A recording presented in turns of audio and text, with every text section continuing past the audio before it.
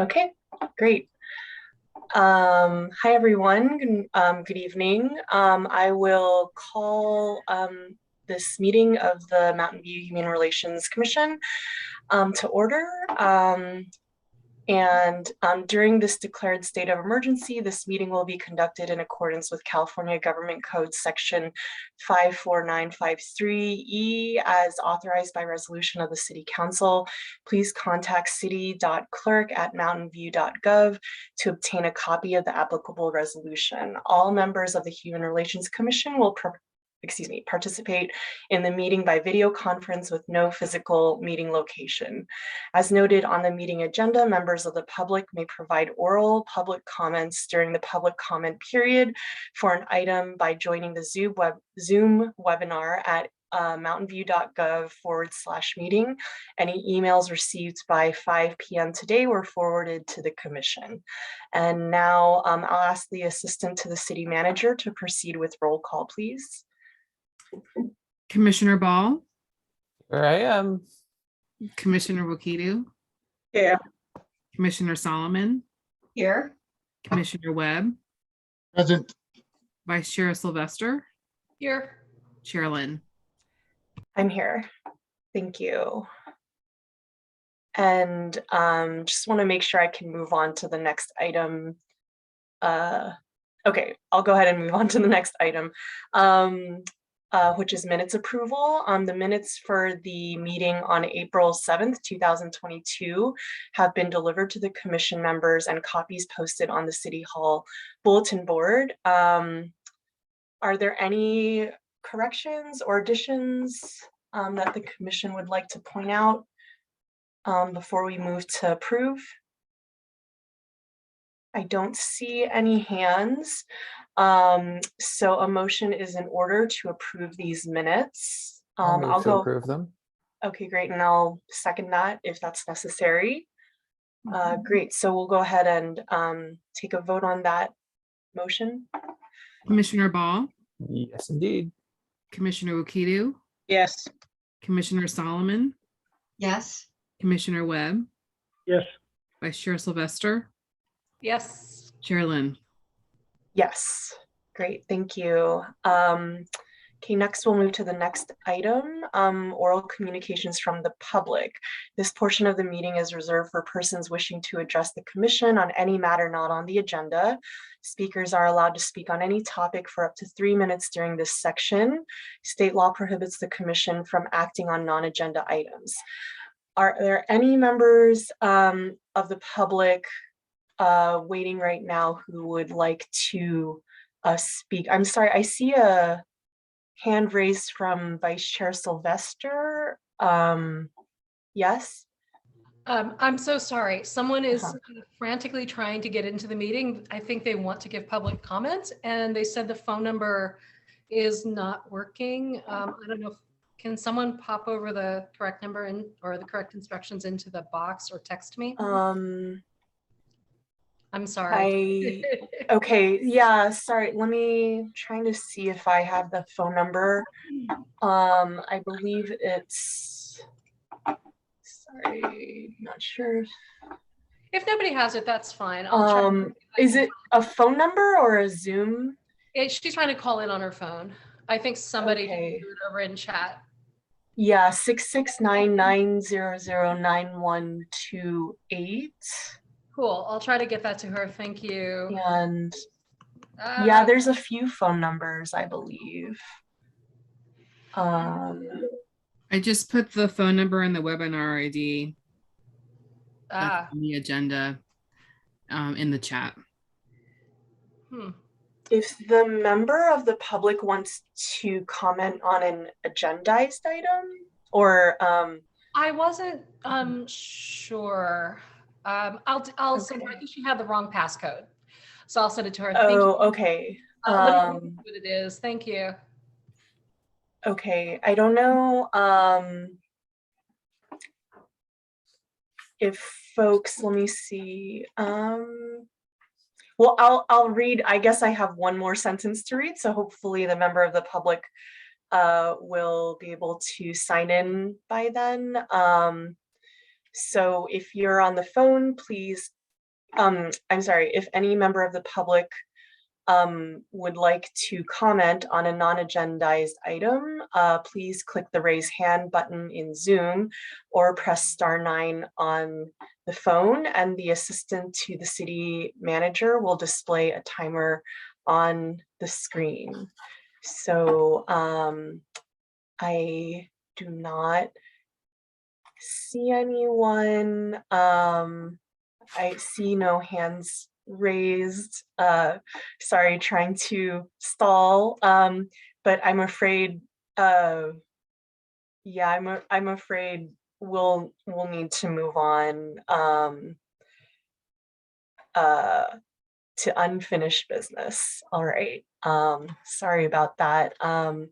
Hopefully, the member of the public can join for our next meeting, or they can always email us as well in between meetings. So we'll move on to the next item, which is unfinished business. So we'd like to hear from the Color of Law Subcommittee.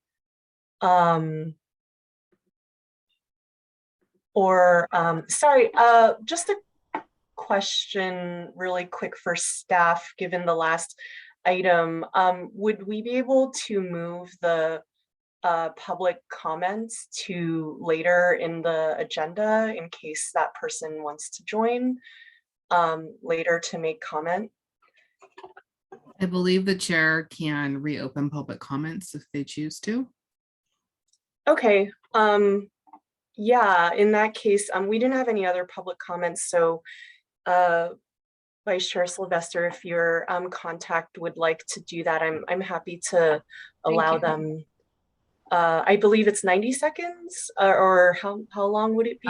Up to 3 minutes. Up to 3 minutes. Okay, and we'll just let's though continue on with items. All right, so sorry, moving on to the Color of Law Subcommittee, which will now present an oral update. No action will be taken on this item at this time.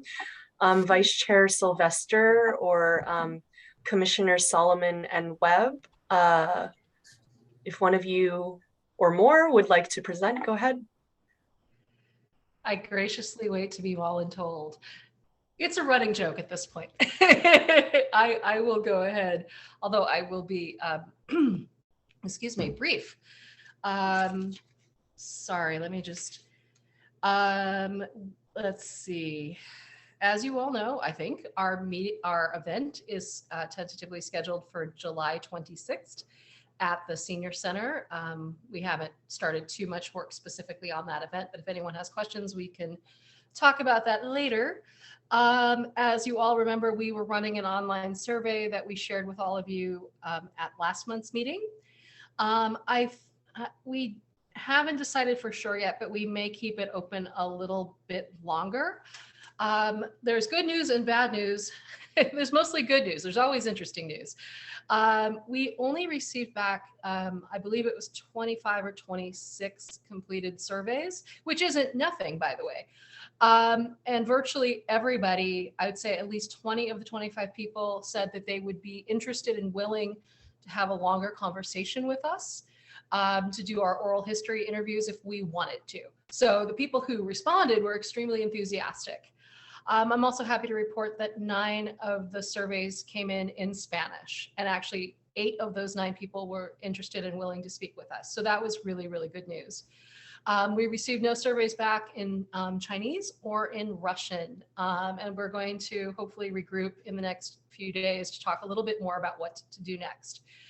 So that's been going on in the background. The surveys, in case any of you want to take the survey or know anyone who should or would like or could, they are just open. Google doesn't turn them off on a specific date. You have to manually do it. So the other thing that we're moving towards is our oral interviews, or oral history interviews of people who have either been discriminated against, want to talk about housing inclusion, and also people who have helped with housing equity in the city over the years. And we're building quite the list of people who have approached us or we've approached who are interested in talking to us, anywhere from young activists to multiple people in their 90s.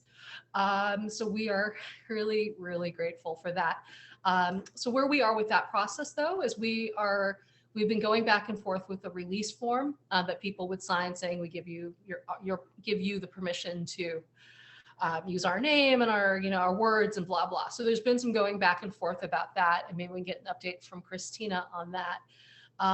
So we were working on that form. We've built a guide, an interview guide, and kind of a best practices guide that I believe is now finished. So once we get sign off on our release form, we are going to start scheduling interviews, which we'll be recording most likely via Zoom. And I think that's it, unless anyone has anything else or any questions.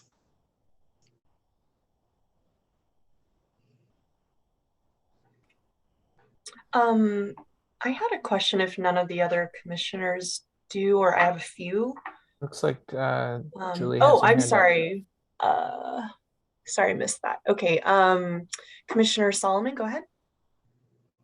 Thanks. I just wanted to add something about the survey. So the survey is really intended for people to share stories either of experiencing discrimination in housing in Mountain View, or experiencing particular inclusion in housing in Mountain View, or stories of having worked on behalf of housing inclusion in Mountain View. And when I reference discrimination and also inclusion, just as a reminder to everybody, we have a particular focus on discrimination and inclusion related to race or race and ethnicity. And so I just wanted to remind everybody about that as context for the fact that it's not a survey that we would, expect every single person in Mountain View to fill out. Lots of people, like I myself haven't filled out the survey and wouldn't fill out the survey because I don't feel that I have any story to share that would fall under those categories. So I just wanted to clarify that in terms of our having a small number of surveys, that should be taken in the context of what kind of survey it is. Thank you. And those are very valid points. We actually have had a strange number of people reach out to at least me saying, well, I only experienced this little bit of discrimination, and I'm African American, and my family was hated when we moved into the neighborhood, but that's not really a big enough story. So we've had to do a little bit of cajoling in helping people understand that all stories are valuable, all stories are important and interesting. So that's something we are comprehending. And I think that's very common for people to say, well, I did a lot of stuff, or I went through a lot of stuff, but that's not what you're looking for. It can't possibly be good enough. So yeah, we're definitely working on some of those type of things with certain individuals. So I see Nirvana has a hand up. Yeah. I have maybe 2.5 questions. Okay, you said you may extend the survey. Do you know how much longer you might, or you don't know yet? If we do, I think probably just through the end of the month would probably give us enough. Okay. And so my next question was, what was the target goal for how much surveys you were expecting to get back? We did an interesting approach, which was we had no idea what level of interest people would have. So we didn't set a quantity goal, we set a quality goal. Okay. But you need enough quantity to make that quality goal matter. So I think we're a little bit under where we wanted to be, but people are telling us stories. I mean, it's amazing how much people are sharing and spilling, and we are very lucky. We historically have been very, very lucky at getting the community to talk to us. And my last question is, can we share the survey with like our neighborhood, like for me and my neighborhood association? Could I send it? Absolutely. Okay. And we need your help. We've done a lot of all our outreach, but we haven't been able, I'm sure, have not been able to reach everyone we wanted to. And even people we've reached, a lot of people forget. Oh, I meant to do that, I forgot. So it's good to remind people. That's it for me. Thank you. Thanks. Great, thanks for covering for me while I think one of my House members really needed to make a statement right there. But I have some questions if none of the other commissioners do. I don't see any other hands, so I'll go ahead. So Vice Chair Sylvester, you said that the date is still tentative to be June 26th. Is that correct? July 26th. Or I'm sorry, July 26th. Mm-hmm. So do you know when that date will be more solid? At this point, I see no reason it won't hold. Okay, great, thanks. And then tentative because of everything, right? COVID, and sure. It feels a little more comfortable to say that to members of the public too. Okay, great. And then for the survey, I take it that it won't really close. Is that what your comments meant? No, it will close when we are ready for it to close. When we think we've had enough, we've reached everybody we feel like we've wanted to reach, and we feel we have enough data and are running out of time. We'll okay. make a decision, yeah. But in terms of, but right now there's no plans to close it like imminently. Is that right? No, to be honest, it's more work to close than just to leave open right now, to be quite honest. It's very, very easy to just, and there are four different surveys because of the language issue, the language surveys. So it's just easier to leave them open. And like I said, we had 0 surveys in Chinese or Russian, and it would, I think we'd all feel a little bit better if we could reach those populations and understand maybe there's no interest in taking the survey. It would be nice to know that. Or if maybe nobody has stories, it would be nice to know, well, we didn't respond because we just don't have stories, or we're not comfortable. We'd love to know the why of the 0, if we can. Okay, great. And then in terms of the oral interviews, I might have missed, but if you can remind me, I assume, are those oral history interviews going to be recorded? Yes. And then they'll be archived by the city, or how will that be presented? They will definitely, well, presented is one thing, archived is another. The city will definitely take part in archiving them. The Mountain View Historical Association, which is still partnering on this project, is hopefully going to also help archive them. And as you might, well, you probably don't know, the library actually hosts the kind of a joint agreement history center with Mountain View Historical Association. So we will hopefully work it out so that these are archived and accessible to basically 2 different streams of audiences. Great. And then for the July 26th event, do we have a little bit more detail on sort of what the itinerary might be for that day? Are folks going to be able to like view the oral histories, or will there be highlights or some sort of discussion facilitated that day? Yes, all of the above. Again, this is also with the assumption that we will be in person. Our plan is still very similar to what we talked about in the beginning. There will be an historical overview. We will look at different kinds of documents, different kinds of census data, different kind of secondary research, a goodly part of that, which is being conducted by the Stanford professor. Although lots of us are contributing bits and pieces to that, but they'll have like a lot of different kind of ephemera, like people's deeds, housing maps, like I said, census tract, all kinds of different stuff, newsletter, articles, editorials. So there'll be this sort of interesting wall or room of ephemera where you can walk around and sort of see the history of housing and housing inclusion and exclusion in the city of Mountain View. So if the event happens in person, like we hope, people could sort of walk and talk, and there would be people like us helping curate some of that, talk people, walk them through it. It would be, and then, so there'd be this wall, but then there would be somebody giving a presentation about that wall and talking about some of the key highlights. The oral histories, we went to see what we could find. And we think we're going to get some very, very rich oral histories. We're hoping that we can get a sampling of those people to actually come to our meeting and share those stories in person. So let's say we get 20 stories we record, we'll share some of what we've heard in the presentation, but we'd hope to get maybe 3 people to come and share their stories directly.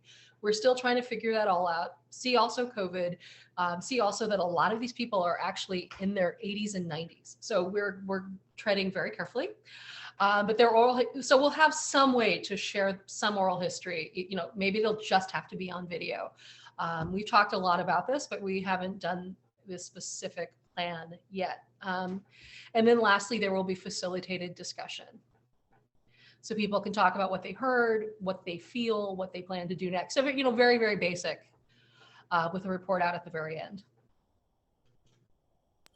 Okay, great. Yeah, thanks. I appreciate, I know the event is still a little ways out, so I appreciate sort of the large, sort of high level view of that.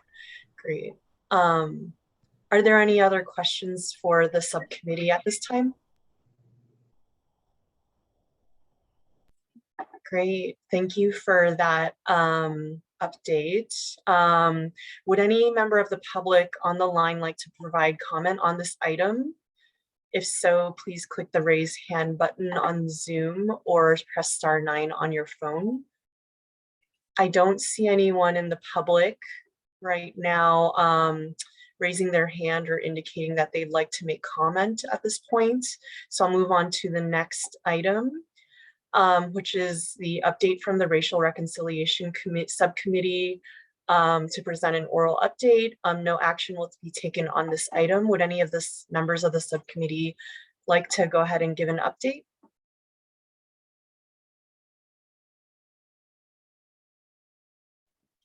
We don't actually have any updates since the last time, where we just shared the dates, venue, name, and which we asked for your input on, the host. So still same as last time. Thank you, Commissioner Nakidu. Are there any questions from the commissioners right now for the subcommittee? I don't see any hands raised. So I'll open it up to public comment. I don't see anyone in the public attendees who is raising their hand. So I'll move on to the next item, which is new business. And this is the development of the HRC work plan for fiscal year 2022 through 23. All right, staff will provide a work plan update for the commission discussion and consideration of potential projects for fiscal year 2022 through 23. Action will be taken on this item at this point in time. And so I'll go ahead and ask Assistant to the City Manager Gilmore to provide a presentation, and Assistant City Manager Ramberg will lead the discussion. Thank you. Great, thank you. So today the purpose of this item this evening is to review the work plan status for fiscal year 21-22 and identify ongoing work plan items that can carry over to the next fiscal year, and to discuss potential new items for the next fiscal year 22-23 work plan. So the current work plan for 21-22 has 10 routine work items that are implemented annually. There are 4 new work items that were approved by the City Council in the fall, 3 civility roundtables or similar format. 2 of those events were prioritized for this current fiscal year, and the 3rd event was prioritized to carry over for the next fiscal year. So the 2 civility roundtable events are the race and reconciliation and color law events, which we just had subcommittee report outs. Each of those events will be held in June and July of this year. And the homeless storytelling event or project will be carried forward to, or the commission identified that item to be carried forward to FY 22-23. On the current work plan, there are 3 work items that have been completed. The one is the bystander training subcommittee, which was to promote bystander trainings. The second was the multicultural festival, which technically was not wrapped into our work plan because at the time the commission was developing their work plan for this current fiscal year, we were still in an unknown state about when in-person events would return. However, fortunately, we were able to have that event in March of this year, which was a great success. And then the third completed work item was the fiscal year 22-23 annual action plan, which is an annual public hearing that the HRC holds to allocate funding for CDBG and home funds. The 2 in progress work items, as we mentioned just earlier, are the Racial Reconciliation Community Dialogue, which will be held on June 23rd, with Candidly Speaking as the event facilitator, and the Color of Law Community Dialogue, which will be held on July 26th. So staff recommends that the HRC consider carrying forward 2 work items from the current work plan to next year's work plan. That would be the homeless storytelling, which the HRC did prioritize as a work item that they would like to work on in 22-23. And the second would be the bystander intervention training.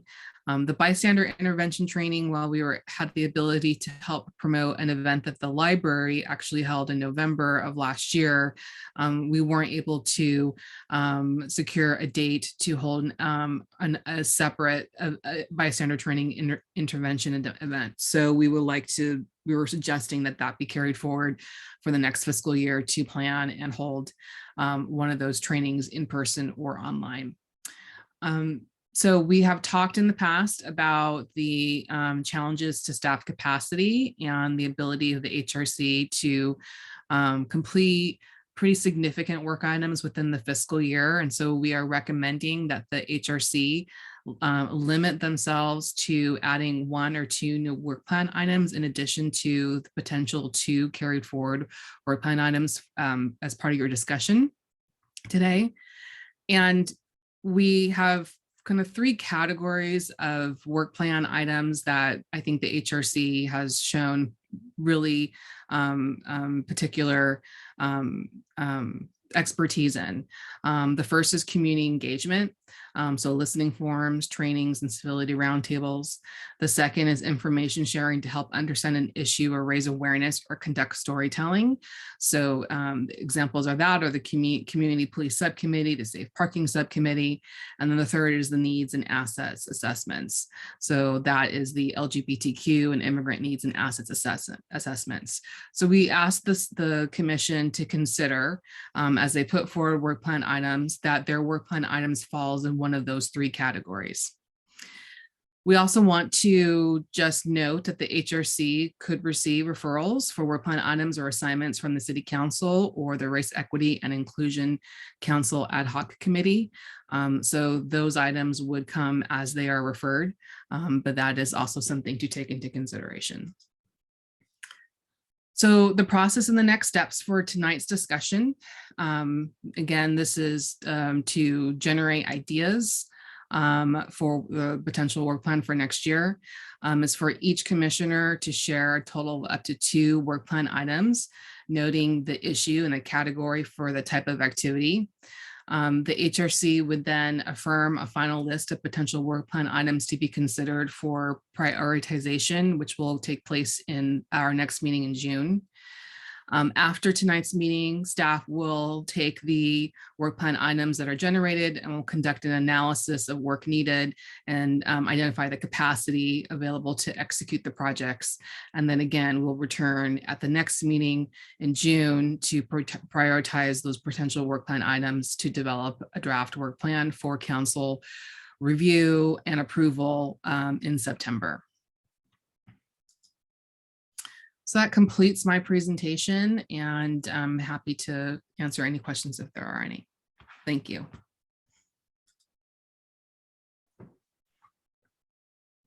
Are there any questions from, okay, Vice Chair Sylvester, go ahead. You may be covering this next, Christina, so sorry, but when we're using our Jamboard or the Jamboard, will we be talking about the projects that you're suggesting get carried forward as well in that, or is that just new ideas? We can do either, whatever the commission would like to do. So I can certainly create 2 stickies that have those 2 projects on there. And then the commission can take a few minutes to put up their ideas as they see fit, or we can only focus on just the new items that the commissioners are thinking about today, with the assumption that those 2 suggested work items will be considered for prioritization at the June meeting. I think it might be just good to get a temperature check, but maybe not an entire Jamboard about those 2, the 2 carry forwards. I don't know what the best way to do it is. I think it's more of a discussion because we know the ideas are there, unlike the new ideas, which we'll see on the Jamboard. So, not sure. Maybe we do the new ideas first and then circle back.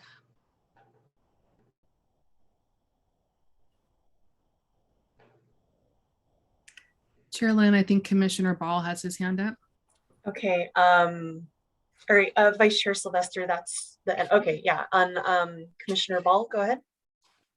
Yeah, I wanted to clarify that I understood the expected procedure. So we're expecting each commissioner to share 2 and not more ideas, and then we will discuss those, all of the ideas together, and then propose 2 total. Is that correct?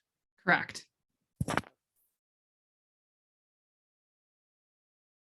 Okay, Vice Chair Sylvester, you had a response. Did you have a response to that? I saw. I guess just a point of clarification. How many, including new ideas and carryovers, how many are we hoping to put forward at the end of the night?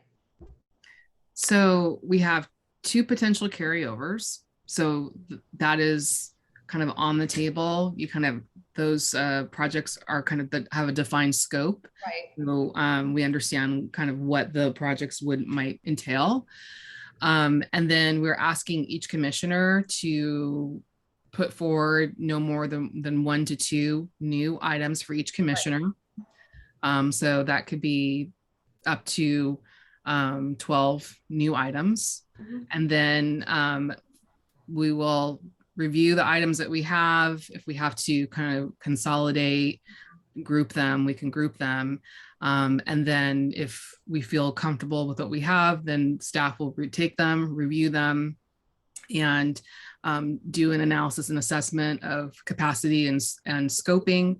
And then at the June meeting, we'll prioritize no more than 2 out of whatever the total meeting of the total items, in addition to the 2 carryovers, if you determine that those are actually carryover items. I'm sorry to be so obtuse. Thank you very much. Mm-hmm. That makes a lot of sense now. Thank you. Thought I saw another hand up, but then got rearranged. Okay. Are there any other questions from the commissioners at this point? All right, so I'm guessing is the next, how should we proceed with this? Do we move on to the discussion in the Jamboard? Correct. So I sent everyone a link to the Jamboard this afternoon. So hopefully you have the link, and I've given editor permissions to everyone. So I can go ahead and share my screen, so that way we can all see who's putting up what, though you'll be able to see that as well, but anyone in the audience will be able to see. And we can take, a few minutes for commissioners to draft their ideas, and then we can begin the discussion. May I just clarify, when we post our ideas, do you want us to use a sticky note on the Jamboard in particular? Yes. Okay, yes. Great, thank you.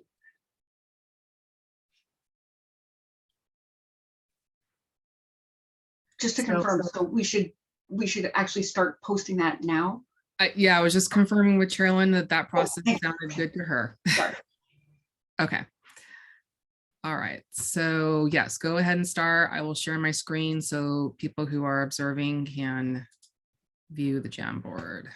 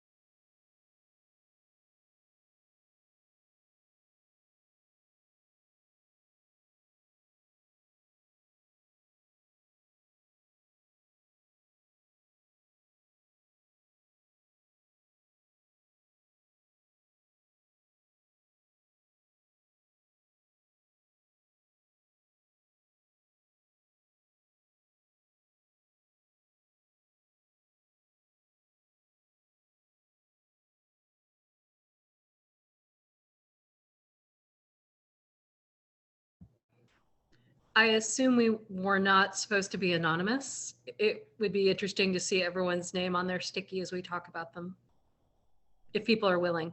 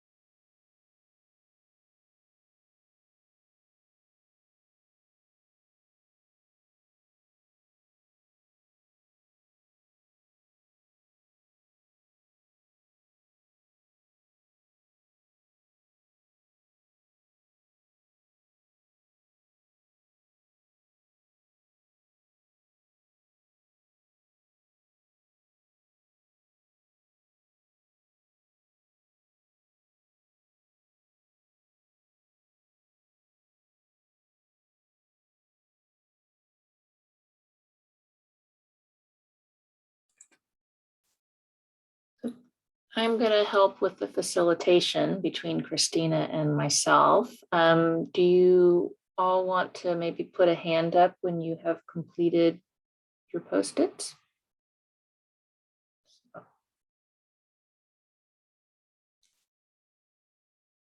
We're limited to 2, right? Confirming once again. Correct. Okay.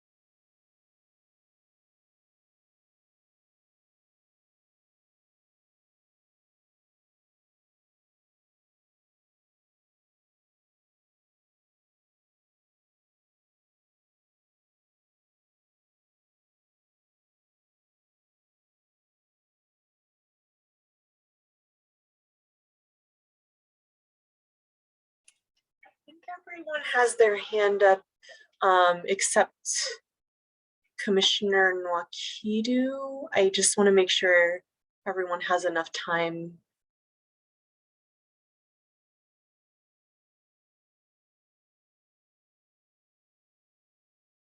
Okay, now I believe all the commissioners have their hands up.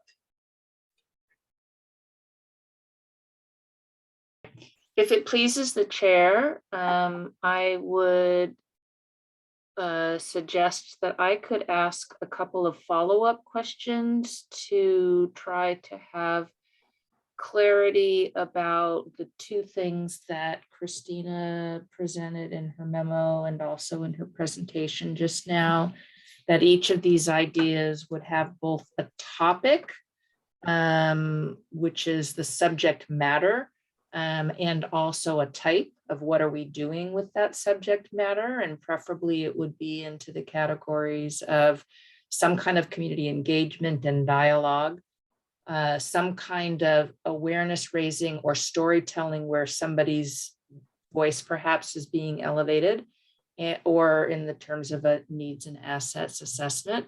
And so if that works, I would like to ask a couple of questions to allow the posters of their notes to say a little bit more. And then if that works, then we could have all commissioners ask questions or speak to their own Post-its. And then what I would suggest, because that will kind of allow for an understanding of what's intended in each of those Post-its, and then we can see if there are any that could be grouped together. And that's really all we would need to do today. We don't have to choose or prioritize, because that's what, as Christina said, we will bring back to the June meeting. Okay, that sounds good. And then right now, I think a few commissioners still have their hands raised. So if I can ask you to lower it just to avoid confusion, and then I'll go ahead and let staff go ahead with their questions. Great, thank you so much. So I'm just going to go in the order that I'm seeing them. I'm going to read the post-it, and if I have a question, I will ask it.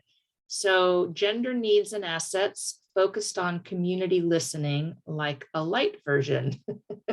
So the topic seems clear. It's gender. Let's say the topic is gender, which is quite big. And it seems that the type is two different types, maybe. Needs and assets and listening. And I'm not quite sure if those are how those two different types fit together. And also, is there more about gender that the poster would like to elaborate on? That would be me. Happily take those questions. It's hard to get everything you need to get onto a sticky, especially around a topic we may not have discussed much before. Well, my motivation is multifold on this topic, but I'll start there. Last month, we had a woman, Nancy Brumeau, come speak to us about CEDAW, encouraging us to look at or to study the applicability of CEDAW in Mountain View and if Mountain View should adopt it or not. And certainly one of her key motivations for talking about CEDAW now is the disparate impact on women and children of the pandemic, but there are obviously multiple reasons. In our work as an HRC, historically, we've taken several cross sections and used several different lenses to look at our community, immigrants, LGBTQ, we've looked through racial lenses, we've looked through different life experience lenses, but we've never, as far as I know at least, or heard of, looked at gender. I purposely chose to call it gender and not women's equality, but I guess a more accurate term for what I'm thinking is looking at gender equality, but definitely not specific to people who identify as women. So, you know, I'm definitely a little bit torn. I thought about a full-blown needs and assets assessment, but when thinking about my own objectives for this kind of work, I thought the most important kind of work we could do is not just listening forums that are, you know, where you talk to people about their stories, you talk to them about their needs, you talk to them in real time. This is something we did for the Environmental Sustainability Task Force that I was on a few years ago, where we sat people into rooms and had facilitated discussions about their thoughts, their needs, their concerns, their ideas, what they would hope the city could do going forward, what they hope they could do going forward to push the issues they care about forward. I also thought it could have a potential survey component, talking to people, again, to see what their needs are around gender, their feelings about gender, their lived experiences around gender, to reach a wider range of people than maybe an in-person listening forum would. It could be a more traditional needs and assets assessment as well. So looking at other kinds of resources and things like that. Thank you for that. That's helpful. And I think that distinction between a kind of real-time discussion-based identification of needs and assets has a very different workload implication and planning and logistics implication than something that would be the needs and assets. I think the ones of those that we've done have been quite comprehensive and analytical, and so that was a helpful distinction. And I'm thinking that maybe as opposed to me going through everything and then you guys talking, why don't we stick with this post-it and see what other questions people might have about this. And again, we're not trying to evaluate the idea, we're just trying to understand the idea. And I can call if that's okay. Chair Lynn, do you want me to kind of just drive this portion? That's fine. I see Commissioner Ball has a hand raised though. Yes, that was what I was going to do. If it was okay with you, I would go ahead and call on this. If you want to go ahead and direct, because you're directing the conversation, that's totally fine. Okay, thank you for that, Commissioner Ball. Yeah, I wanted to ask, so you talked about gender, women's equality and gender equality. And I was curious um, if it's worth scoping and or separating between issues of um, sort of equality versus the way that we like, if it makes sense to think differently about people who struggle with the gender binary and have that be a separate concept as compared to doing a like women's and men's equality. And the reason I ask that is I feel like we run into I feel like there's a set of people who are very concerned about women's equality who don't think about non-binary genders and work in that domain. And then there's a set of people for whom like gender is a much more fluid topic. And those conversations I have found to be very different. And I'm concerned that putting them together is going to make for a very challenging conversation. It may be the right thing to do, but I want to check and make sure that that is deliberate because I've found that those conversations can run in vastly different directions. Yeah, fair point. That's why I actually expressly said I didn't want to call it women's issues, women's equality. Why I was sort of inspired by, but didn't want to fixate on the CEDAW aspect because that's got the W in it. I did want to look at gender in all its forms. I've actually been publicly laughed at for saying things like we need to include all genders. I've actually been publicly laughed at for saying that. So I'm very, very sensitive to the gender spectrum. And that's why I want to focus on gender. I mean, if we did a listening forum style, we could certainly, obviously this is getting way down the path, but we could certainly have forums for people who identify as women and want to talk about issues people who identify as women face, and break it into as many other subcategories as we want. We could. I'm not trying to limit it at all in this. I'm actually trying to be inclusive. Got it. Okay. We don't need to make any decisions here, but yeah, if we're going that direction, I would actually pull away from the CEDAW references as you highlight. The CEDAW thing inspired me, but it's an issue. Gender issues have been something I've been thinking about for a really long time too, but a lot has come to the forefront, and Nancy's talk last month seemed to come at a good time. Thank you. Are there any other questions about the gender needs sticky? Okay, I'm going to move across the screen to Diversity Week, like Teen Week, but focusing on bringing people together in community around diversity. That's me again. I stuck with one color to help me remember what I said. I'm actually not going to say much about this, to be quite honest. I was very inspired by the Teen Week, which is either happening or coming up, where there are different sort of events, around teens. They've all, so anyway, check it out. Teen Week is really cool. So is YAC, the organization that's the advisory body putting it together. The inspiration behind this was how much we all seem to love the Multicultural Festival, and how that represented a part of our diversity, like how we express it in the form of art. It got me thinking about maybe there could be a series of different kinds of events, or even online resources where we look at the diversity and talk to each other about our diversity in the broadest sense. I didn't get very far with the thought, but I thought I would throw it out there as something different to think about. And based on how much we all love Multicultural Festival as the sort of prompt for keeping that alive. And thank you for that. I'll start with my questions then. So when you talk about diversity and you compare it to the Multicultural Festival, is it primarily around racial and ethnic diversity? No, I was actually thinking of it quite broadly. And it would have to obviously be defined, and Diversity Week is just a placeholder name too. But I thought about, ethnic, religious, racial, and other diversity in our community. Age.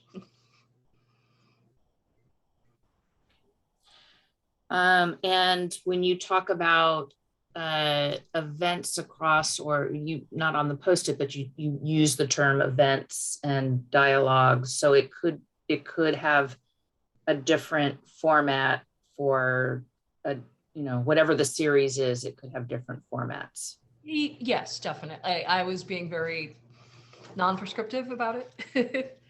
I was just spitballing, and I thought if I spitballed with my fellow commissioners, we'd have an idea that we either loved or hated or loved for some other time, setting seeds for the future, maybe. Okay. I had another question, but it escaped me. So I will see if it comes back, and see if there are commissioners who would like to ask a question to better understand this idea. Chair Lynn? Yeah, I understand the term diversity is like right now very like unrestricted. Are you looking to us, Vice Chair Sylvester, to help you narrow down what we want to do, or did you mean to like keep it very like broad? I mean, I would defer to staff. I think staff has a very good methodology for digesting and putting some of our ideas together in ways that make sense. If staff wishes for input on this, then by all means, now would be a fine time. But I defer to staff on that. Okay. I want to stay in the realm of understanding and not shaping too much. Yeah. And so what I might actually suggest instead is if any commissioner has something in that they particularly would hope to see, or that, when you think about that Post-it note, what it means to you, because even though that moves in the direction of shaping it and potentially, agreeing with it, and that's not really what we're doing, I think that would be a better way for us to seek some definition around it. So if you had a question like, could it also include this, or I'd really like to see that might be a nice thing to hear from your colleagues. Agreed. So Annette, do you have anything I'm sorry, Chair Lynn, do you have anything that you'd like to add to that Post-it, or? Not at this moment. No, I was just sort of curious about where we could help shape that idea.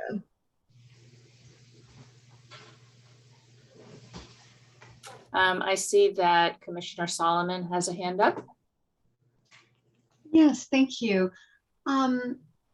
In understanding the idea of bringing people together in community around diversity, Vice Chair Sylvester, were you envisioning a series of events, some of which would be planned by the HRC, some by other entities, or how did you envision who would put on different events or actions or activities? Did you have a vision around that? Vision would be a strong word for it, but I would expect the HRC to sort of drive and define it, especially, I mean, this is the sort of thing that probably year one is, itty bitty-ish, and then, it gets more interesting and evolves over time. So that's actually a really important concept. If it was successful in, year one, what could be done to build it beyond that? With that said, I think there are definitely interesting opportunities for potential collaboration with like visual arts community, other advisory bodies. I'm trying to remove some of the complexity of saying, yes, we partner with everyone to make this happen. I think we would want to scope carefully. But I think there are great partnership opportunities here. Thank you. May I also address then the question, I believe a question was put to us about vision or definition that we have of diversity. I think that from my perspective as an HRC, if we were to have some type of a diversity week, I would want to see it address multiple types of diversity or dimensions of diversity. So racial, ethnic, cultural, religious, those are definitely one or several dimensions of diversity, but there's also certainly, as Chair Sylvester mentioned, there's age, there's gender identity, there's sexual orientation, there's neurodiversity, there's, there are a lot of different dimensions. So I would expect a diversity week to be diverse in the range of dimensions, but of course, recognizing we would need some boundaries around that. Thank you.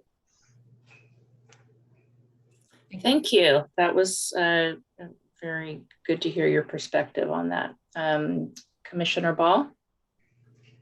So following up a little bit on the request for ideas that might help bring clarity, or at least we can say yes or no to things, but then maybe refine this a little bit. I was thinking about this, and I was wondering, like, I feel like one word that comes to mind for diversity is like cosmopolitanism, of having different people and different types like all interacting together. And I think one of the things that, the multicultural festival was wonderful, but it felt like each group was kind of off in their booth. And I'd love to see ways that we can think about how do we bring people from these very different backgrounds and whatever dimensions of diversity we're exploring, and create dialogue and create something that is shared between it, whether it's let's bring people with different backgrounds and co-create something together, or let's have a structured dialogue or a conversation.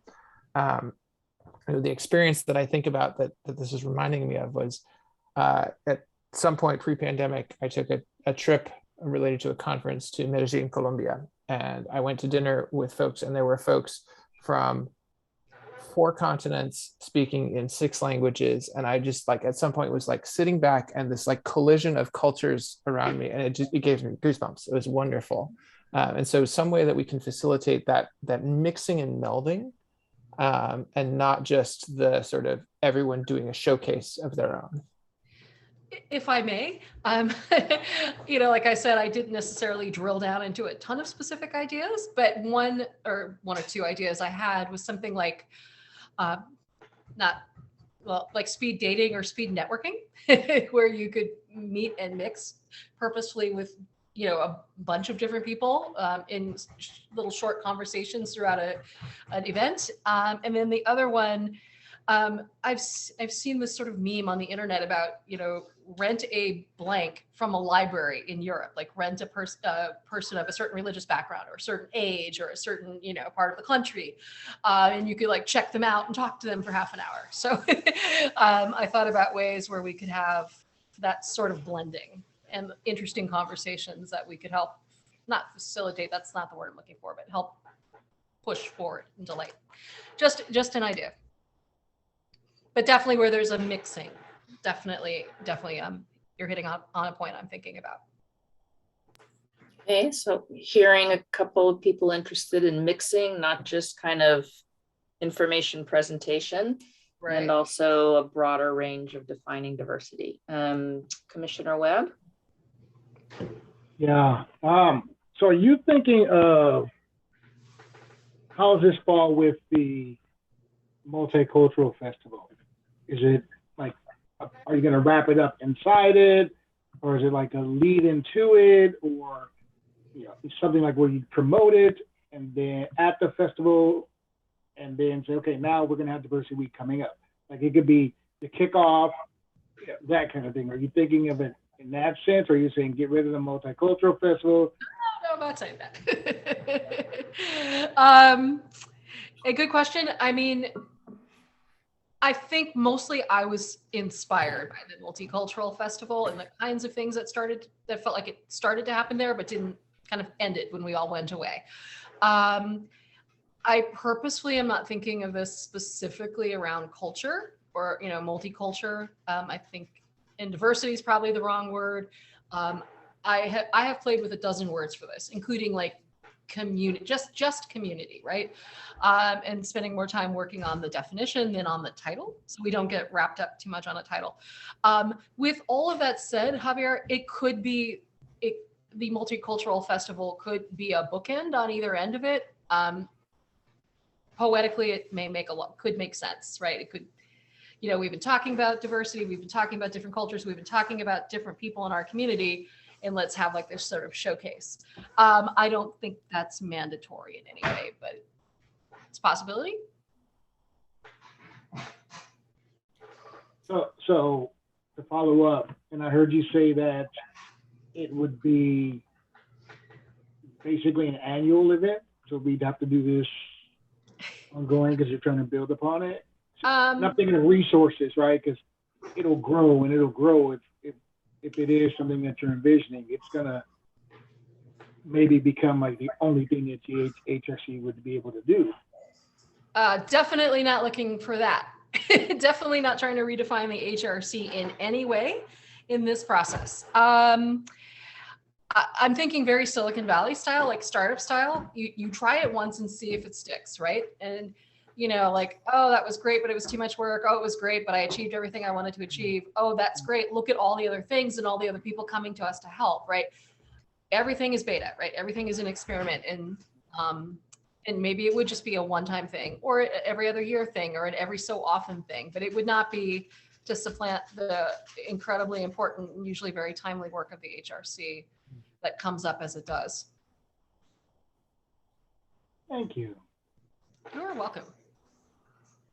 Okay, are we done putting Commissioner or Vice Chair Sylvester on the spots? I could talk about something else. All Just kidding. right. I can use the water break, so. Moving on to mental health awareness advocacy. And so advocacy is not typically a commission role where we are trying to seek legislation or funding or policy change or other things. So I will ask the poster, which is Commissioner Okidu, if you want to say a little bit more about what you mean by advocacy. Okay. Yeah, okay, so thank you for clarifying that. I think with the whole idea of mental health, you know, I hear some people want to advocate for it, and so I put that word advocacy there. But I want to just first share where this comes from for me. Just like the racial reconciliation idea, I'm always sensing what's going on around me and in our community. And coming out of the pandemic, I see a lot of people are struggling and having to kind of relearn, you know, how to do life again. And people are still struggling, you know, with, you know, all kinds of things they had experienced through it, you know, I mean, 2.5 years, and that ties into mental health. And I think it's more to how to open up a forum or a platform to encourage people to speak about it, to kind of increase the awareness of that, and to kind of prioritize their mental health and not to be afraid to speak about it so they can get past whatever the block is. I think I'm also looking at it from my own experience, you know, what I went through and having to find a group and having come out on the other side. You know, so that was very beneficial for me. And it's like something I want everyone else to experience. It's not being afraid to, you know, be sensitive to yourself. And so how do we support or promote that within the community so they can find quality care, so they can live healthy, fulfilling lives again. So so I don't know how to rephrase that besides advocacy, but I can think about that a little bit more. So I think for me, let me put it this way, the goal is to encourage people to prioritize their mental health and to increase their awareness, so that they can not feel like it's a stigma, because we all went through, you know, everybody suffers some level of mental health, depending on what it is. And now I will come out of this big situation. I see a lot of people are, struggling to adjust to life again. And so how do we support our community through that? Thank you for that. How do we provide support? How do we educate the community without touching into what you were saying, like maybe policies or trying to change? How do we do that? Yeah, so I heard two different things. One is a really kind of a personal, and thank you for talking about your own interest in this topic, but the personal permission and willingness to be open and to take care of oneself within a context of it being more normalized. Mm-hmm. And then trying to find resources is different than that. And then advocating that there be more resources is Mm-hmm. even still different than that. And so maybe if you could speak of which of those three things, if you agree with my distinctions. Yes. Where's your energy around that? I think more on the resources, not to go towards the advocacy, but the resources so that people can be provided with quality care. So I don't know that the HRC has ever done information and referral, which is kind of what that sounds like to me. Mm-hmm. And okay. I don't know that I'm getting a little into evaluation, so I'm gonna stop. So that would be something that we would look at as staff in terms of, because as I think Christina's memo said, and as our analysis from prior work plans, is that it's kind of looking at where is the expertise and experience, mm-hmm. And where things aren't being done by, others in the community, where there's a unique value added for the HRC. So I just kind of anticipate that might be something that we would look at as staff as we would bring back this on the list of items. Okay.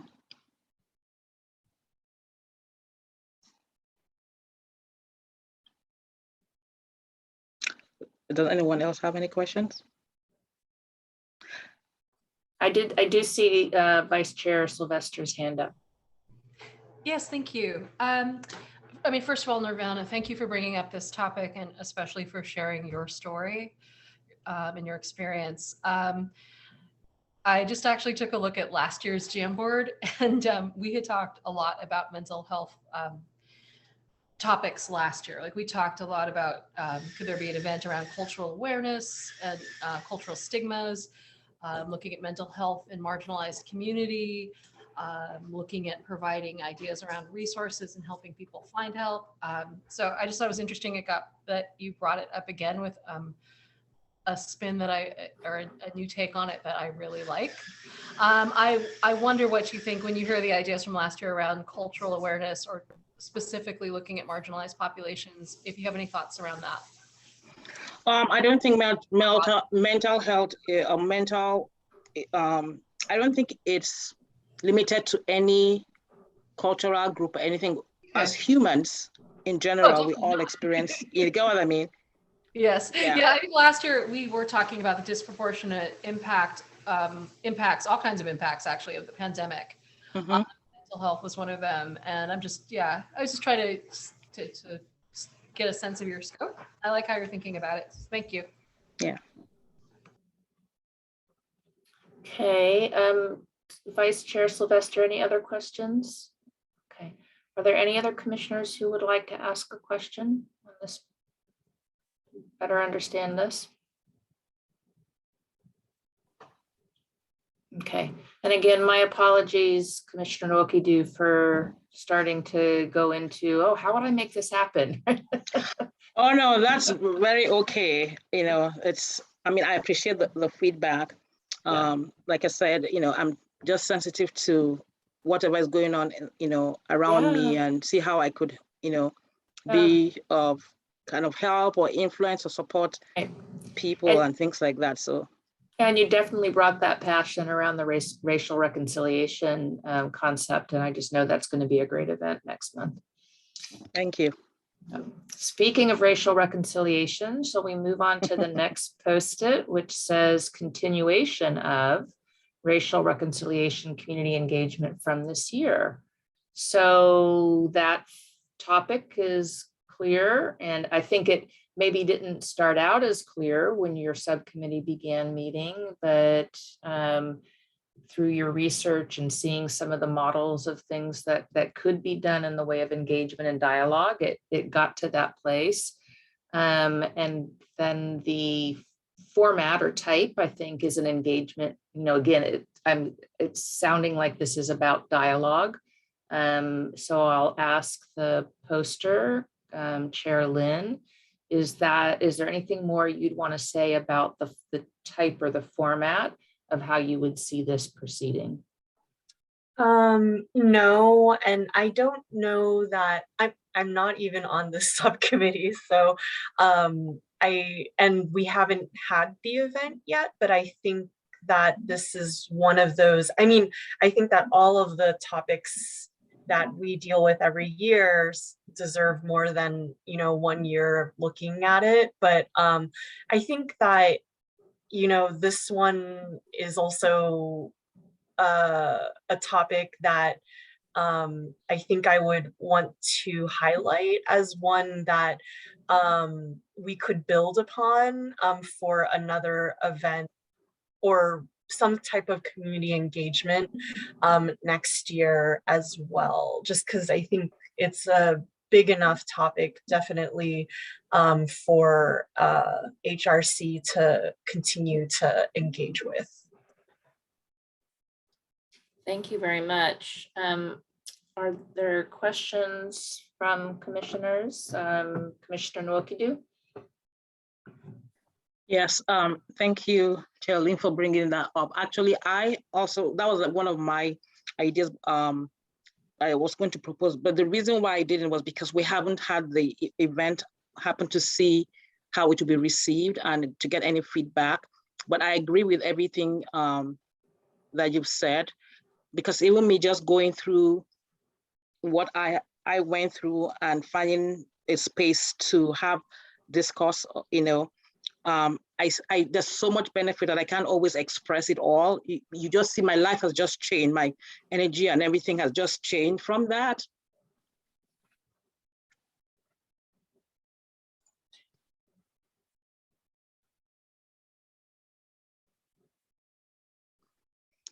Sorry. Take your time. I think from what you said, it's something that needs to be built upon and modified each time. And I really believe that this is something that would benefit our community more and more if we continue to define it in the way that feeds our community in terms of this racial reconciliation. So anyway, I can go on with this, but that's all I will say for now. Thank you. Vice Chair Sylvester? First of all, thank you, Nirvana, for being so vulnerable and honest and direct and wonderful. It's really, I almost feel horrible asking this question. But the thing that's popping into my mind is Annette phrased this as the racial reconciliation continuing. I know that the racial reconciliation group has broadened the scope of their event to be a little bit more like just differences reconciliation with a focus on race. So like looking at a bigger picture. And in the context of looking at reconciling our differences as a whole in our society, across culture, cross race, cross ethnicity, cross gender, cross everything, there seems to be a lot there. But I didn't know how the current subcommittee felt about that. I guess thinking about. Sorry, I'll just speak to that. I think if I'm understanding, Vice Chair, I think you mean like if we want to do a like blank reconciliation as opposed to like one that focuses on race, or is that I'm seeing a okay. I guess for And I me, almost wonder, yeah, if for you know me, I our think I Hold on a sorry, second. I Go ahead, oh. go ahead, Sherilyn. Yeah, sorry. I just was, yeah, really quickly. I was just going to say, like, for me, I think the issue of race is like important and big enough that I would like my suggestion is to keep the focus on race.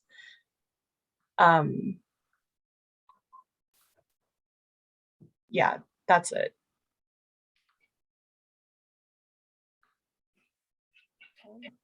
So this is the proposer's idea of the post-it and is suggesting a focus on race.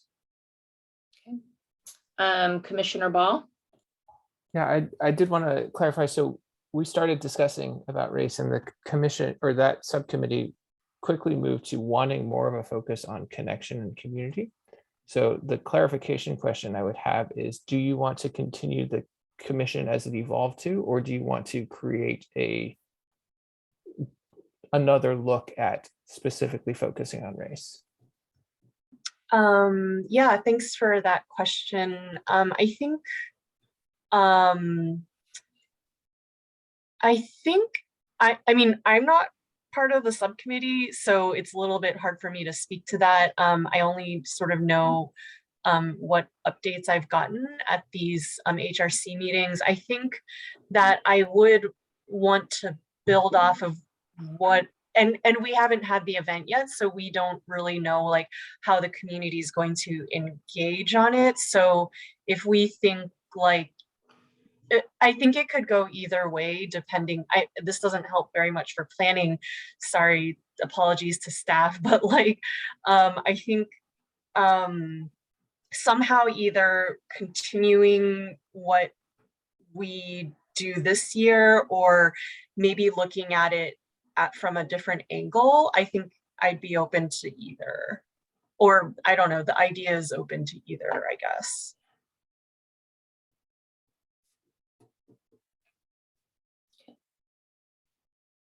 Okay, thank you. Are there any other commissioner questions? Okay. I'm going to move on to the most words per post-it and needs needs an asset assessment that addresses the possibility of extending the right to vote in local elections to non-citizens who reside in Mountain View. So I think the topic is very specific, probably the most specific of the ones that we've talked about so far, which is the right to vote for people who aren't citizens.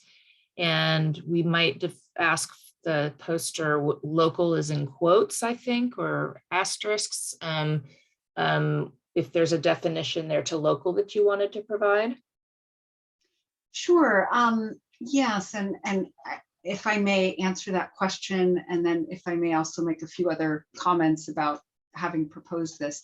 I put asterisks as a sort of boldface to be very clear that I'm putting forth a suggestion for needs and assets assessment that's focused on the possibility of extending the right to vote for local, meaning municipal elections, could be school board, could be city council. So with a local purview, not in reference to federal elections or state elections. So the asterisks were just instead of, there may have been a boldface function, but I chose to use asterisks instead. Got it. And if I could talk a little bit about the rationale for this. So we were asked to put forth items that we felt were timely and that were consistent with the HRC mission. And so I wanted to speak to both those points. As I've mentioned previously in HRC meetings, the city of San Jose is currently going through a study process regarding the possibility of extending voting rights in local elections to non-citizens. And once city staff have completed that review, my understanding is that there will be a decision by city council about whether to put this question to voters with a ballot measure. And that could possibly happen later this year. So, and also I would add that in 2016, San Francisco voters passed Proposition N, which allows non-citizens who are San Francisco residents with a child under the age of 19 to vote in school board elections. I want to be very clear that this is not an advocacy project that I'm proposing. In other words, I'm not proposing that we as an HRC engage in advocacy on behalf of a particular proposition or other, can I use the term legislation sort of as a general term? But instead to understand how different individuals and segments of the community feel about this possibility.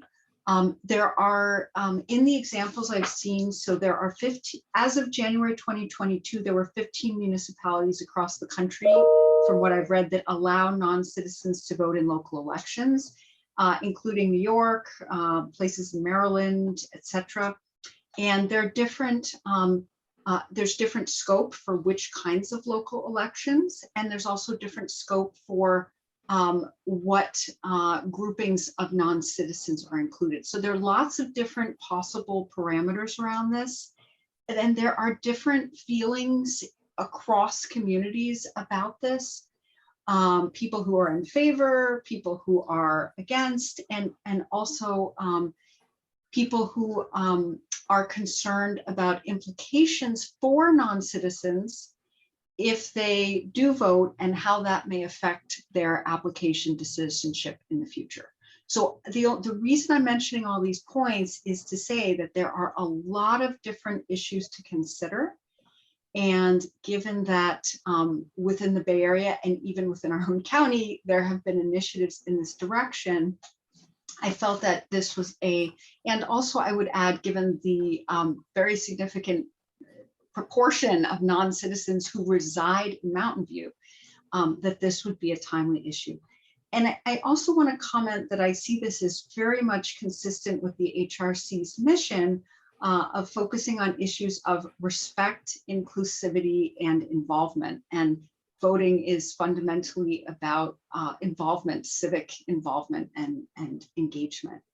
And I will also add this item was proposed as an HRC work plan idea some years ago, and I'm sorry I'm not remembering exactly which year, but I believe it was by Commissioner Evan Ortiz. And so I just want to give recognition to former Commissioner Ortiz for having originally raised this. So thank you for letting me share that background. Thank you, Commissioner Solomon. So you, in that description, did ask the question, answer the question that I would have about how this is needs and assets assessment and how it relates to policy advocacy, and also an acknowledgement of the complexity of the issue and the strengths of viewpoints that there may be. And that it was very helpful. Thank you.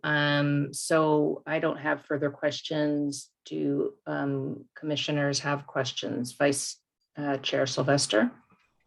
Thank you very much. Julie, I don't know if you have this information, but you mentioned that San Jose is going through a process to, actually, I guess, a process to study this voting right idea. Do you know how it's being done in the city by any chance? Who's doing the studying? Who's it involving at the city staff level? Is it involving any advisory bodies or an ad hoc group? Is it being driven by city council, or is it being driven by, I'm just curious what it looks like there. Yeah, that's a great question. And I just right now have brief information and was planning to put this idea forth today. And actually, I'm actively in the process of learning more about this. What I do know based on what I've read, hopefully from reputable sources, is that it was San Jose District 5 Council Member Magdalena Carrasco, representing East San Jose, initially made the proposal to the City Council. And then the City Council voted to direct city officials to study the potential impacts of changing the city charter to allow non-citizens the right to vote in municipal elections. So my understanding is city officials and city staff are conducting a review, and I will do my best to get more information on exactly what is being done on that, so that at our next HRC meeting, if it's relevant, I can share that. I'm not clear on the timeline for the review, but there was the possibility of there being a ballot measure as soon as November, depending on what the staff review shows, and of course, what the community says and how city council members vote. That's about as much as I know right now. Thank you. Thank you. Are there other questions from commissioners? Okay, thank you. What I will do is now move to the orange, my favorite color. REI contributions of women to history of Mountain View. And what I would ask of the poster, Javier, is the topic to me seems clear. The format or type, not as much so. Could you say a bit more about what you would see happening on that topic? Of course. So I've had a lot of ideas about this, especially since what's going on recently. And I'm always thinking about things around International Women's Day, and of course CEDAW, which is also very important to me. But in this case, I was thinking about of a roadshow kind of a thing, where we gather this information and the way we share it at different levels. So this would take a lot of lifting by the committee or volunteers, where they would go to middle schools and present this information to the young girls at the middle schools and boys. Just give them that, because that's that age where they start to separate, and the young ladies will fall away from STEM, but giving them more encouragement to say, hey, the people of our city the city's grown because of the wonderful things that women have contributed to Mountain View. So that was a piece of it, kind of like this road show, maybe a 15 to 20 minute presentation live. And also a component of that would be some type of video piece, like a montage with this information that could be streamed uploaded to YouTube or something like that, where they can access it later. And then the other piece of it would be sharing it out in the community at like the community meetings that they have, and again having one of the community, one of us go up and talk and speak to this at those meetings as well. It's kind of a general idea where I was thinking, get that message out there, especially during these times and all the stuff that's being taken away from women, saying, wait, women are big contributors here as well. And this is what we've done. And these are things that we can do further. Make sense? Yeah, you had some very specific ideas about the format. Thank you. That's very clear. Are there questions for Commissioner Webb? Yes, it was clear, or no one liked it. Vice Chair Sylvester. I'm not clear. I guess maybe thought and questions. It was very clear. Excuse me, I have some horrible allergies thing going on. I had considered a similar project under the auspices of Mount View Historical Association. Just in full disclosure, excuse me. It's sort of one of those futuristic things at this point for me. It takes a lot of work to review historical figures, and to get it right, especially when it's potentially people whose stories have been marginalized and not always told and not always written by the people who had those lived experiences. So it's commendable, but yeah, it's commendable and very interesting to me. It's big. It's very, very big. Back to the word woman. I think I'm feeling gender inclusive and not sure how to bring the gender inclusivity and into the topic, although maybe that's not necessary, but just a thought that passed through my head. And lastly, more of a thought, is there some way that there's some synergy with the project that I talked about, looking at gender in community? That's more of a thought experiment question. No one has to answer it. So thank you. If I could just jump in real quick on process, we can get to grouping maybe after we've heard on every topic and see if there are suggestions for groupings. But Commissioner Webb, I wondered if there was a question raised about women's history or a more gender inclusive look at history. Would you like to respond to that? I think that in this case, and the purpose behind this is to highlight women because we're going historical. But it can be kind of broad in a sense, where we're saying if you identify as a woman, or at that historical person at the time identified as a woman, then they're categorized as a woman. So it's still more inclusive. And I'm not thinking of doing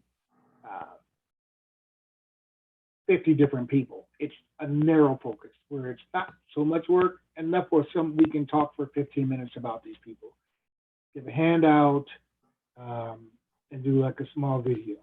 So it's not going to be as much work as we think it would be, because it would be a small group. I think the challenge with the committee would be which ones to pick and which areas to pick them in, like legislative, business, education. That will be where the challenge would be for us as a committee or as a subcommittee that be working on this. Okay, thank you. Mm-hmm. Any other commissioner questions?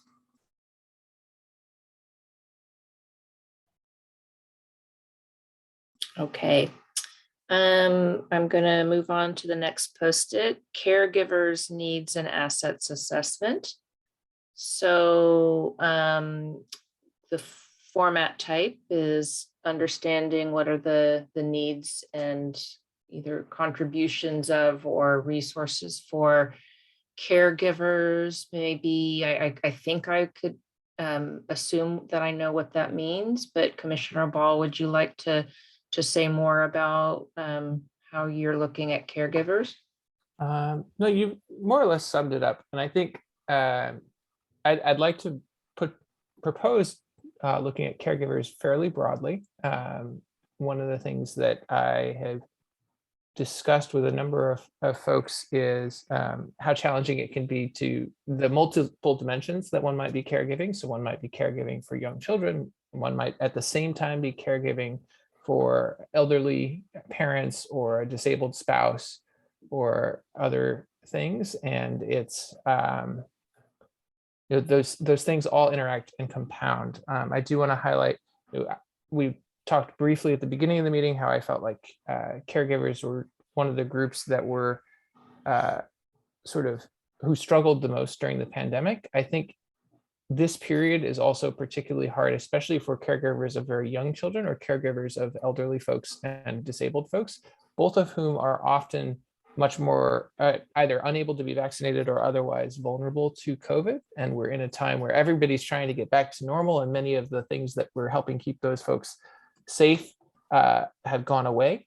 And so I know a number of different folks who basically feel desperate in one form or another. They aren't sure what to do. And so I think that is a community that has been struggling a lot during the pandemic, continues to struggle, and that the current sort of rush back to normality is exacerbating some of those challenges.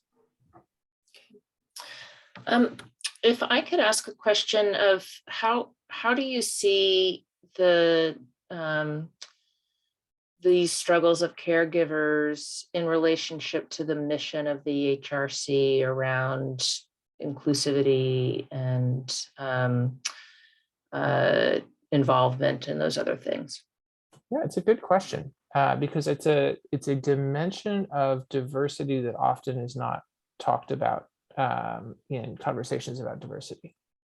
So I actually think that it is one of the dimensions on which it is important to have a diverse set of folks. It's important to have people who, this is going a little far afield, but like I think it's important that we don't expect everyone to have kids. I think it's important that we don't create expectations that everyone has to be caregiving. But I think that it is a dimension that often, particularly I think caregivers who are also in the workforce, is a dimension that we often tend to ignore. There's a lot of assumptions built still into our society that there will be, in any family where there's someone for whom caregiving is necessary, there will be someone for whom they can make that their full-time profession. Our schools run on volunteer labor, assuming that there is going to be a parent who is a full-time caregiver. There's all sorts of stuff around this. So I think it's a sometimes ignored aspect of equity and diversity. Okay. Thank you for that answer. I'm seeing Commissioner Webb's hand up. Thanks. So are you looking at doing an assessment for paid and unpaid in this case? Oh, that's a good question. So I had been thinking about essentially family caregiving or unpaid caregiving. So I had not been thinking about the professional caregivers, but so yeah, my thinking was not in that dimension. I'm open to arguments if you think we should include it. Yeah, because that is, and I know some caregivers that are paid caregivers, and the struggles that they go through as well, and their needs as well, like for resources for when they're not working, because it takes a lot out of them as well. So we may want to consider that if we consider this is part of something we move forward with. Yeah, thank you for raising that. I know this has been a very, very stressful time for people caregiving, regardless of the reason, whether it is as a profession or because of family or other reasons. Mm-hmm. Thank you. Commissioner Solomon. Thank you. I had two questions, and the first one was exactly the question that Commissioner Webb asked about whether you were envisioning paid caregivers and/or unpaid / family caregivers. But my other question is, as I think about, we would collect this information in order to inform the city, correct, on what the city can better do to support caregivers. As I think about that, I think that from that perspective, I would be in favor of focusing the attention, if we were to move forward with this topic, on family caregivers. The paid caregivers, this is a hugely important topic. It's actually a topic that I work on in my own paid work. But I tend to think that there is not so much that the city would be able to do specifically to support paid caregivers, as opposed to things that the city might do to better support family caregivers. And I could be proven wrong on that. This is just me talking off the cuff, like thinking about, what I know about the situation statewide of paid caregivers and the kinds of needs and assets that there are statewide in relation to paid caregivers. But Commissioner Ball, do you have thoughts on how the city could use this information? Do you have some, like, just some examples to help us further think about it, about this idea of how the city could potentially use this information moving forward? Yeah, so I don't have tons of super concrete solutioning ideas. I do have identified, I think, some of the challenges I think we're seeing. So probably there's a couple of dimensions. So one, I think, would be in figuring out ways to kind of, and this might be coordination with school districts, and so it might be outside of our remit, but one thing that I have noticed quite a bit is that families who have two working parents and caregiving responsibilities are often left out of different types of activities related to school, or have challenges following things. And I think there are dimensions that we could do in terms of offering better support to those families to enable them to engage in schools in the same way and make sure that they're able to support their kids through that. So that's one dimension that is immediately personally visible to me, because it's something that I see in my day-to-day. I think another aspect that would be really interesting to look at is kind of ways to, I think, so I don't know how to describe this very well, but I've seen a common situation with older adults who have a spouse who is increasingly impaired with dementia or something similar, where they get kind of a boiling frog syndrome, where they are first caregiving entirely for their spouse, and it starts to get to be more than they can handle, and it starts to be even more than they can handle. But then they're so busy doing that work that they don't have the capacity, or sometimes they feel like they should be able to take care of it. So they're not able to even look for resources. And I know I have intervened with my parents when that was happening, when my mom was declining into Alzheimer's. I know that I have counseled with many people whose parents were in similar situations and trying to help them figure out how to navigate that and get their parents help in that situation. I don't know how older adults who don't have engaged children deal with that situation. And so finding some way to support people who are in this situation where they're taking care of an increasingly disabled spouse or other family member, and don't have someone who's able to come in and help them find resources.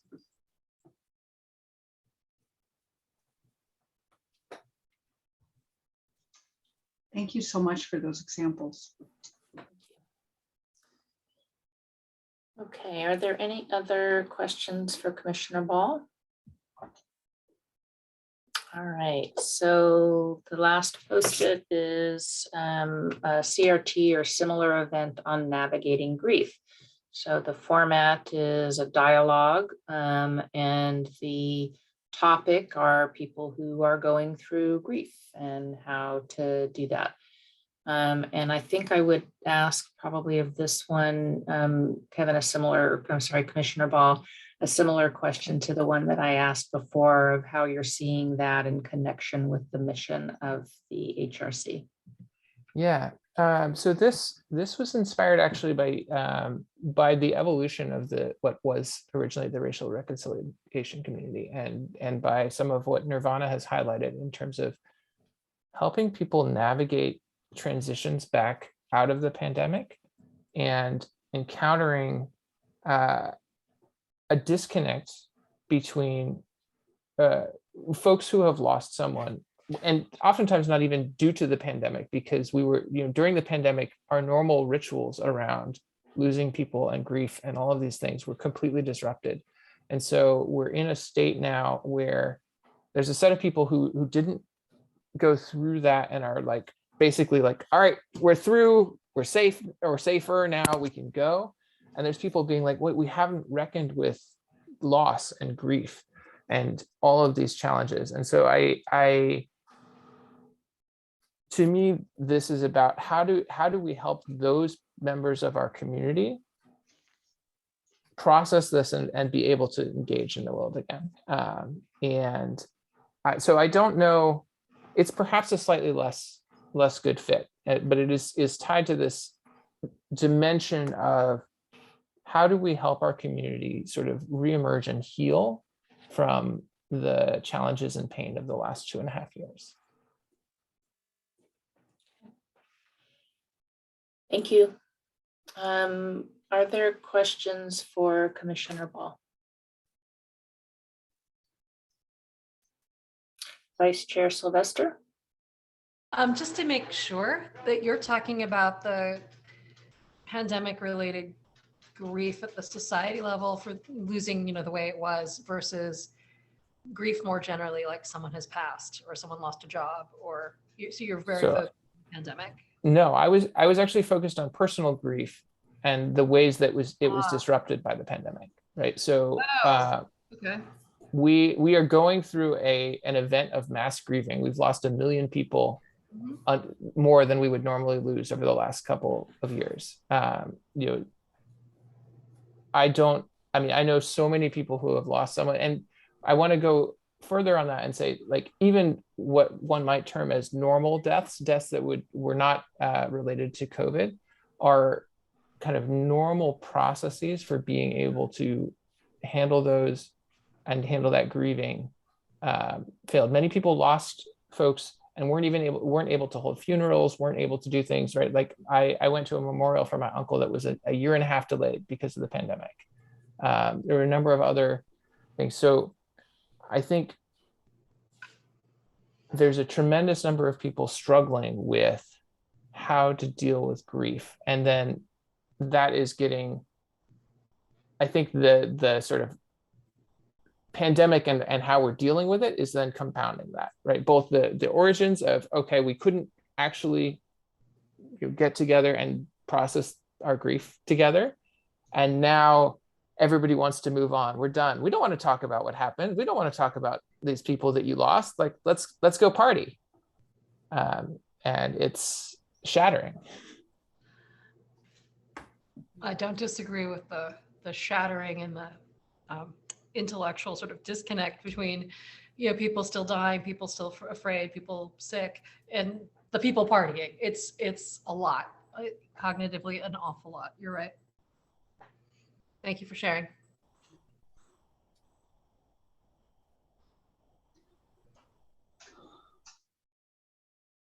Sorry, any other questions for Commissioner Ball?